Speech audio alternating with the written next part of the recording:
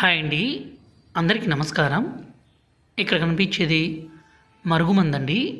ఈ మరుగుమందు అనేది రెండు రకాలు. ఒకటి పౌడరు, రెండోది వచ్చేసి లిక్విడ్ అండి. ఈ మరుగుమందు వల్ల ఉపయోగాలు ఏంటి అనే దాని గురించి ఈ వీడియోలో మాట్లాడుకుందాము.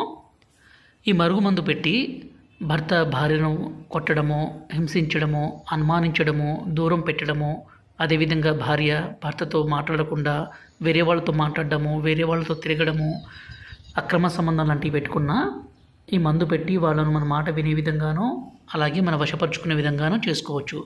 ఈ రోజుల్లో ప్రధాన సమస్య భార్యాభర్తల మధ్య గొడవలు జరగడము, అదేవిధంగా ప్రేమికుల మధ్య సమస్య ఉన్న, అత్తాకోడల మధ్య ఇబ్బంది ఉన్న ఈ మందును పెట్టవచ్చండి.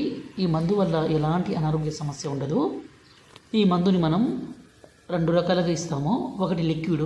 ఈ లిక్విడ్ని మనం ఆయిల్లో కానీ, బట్టలకు కానీ, చెప్పులకు కానీ, తలకు కానీ పూయొచ్చు.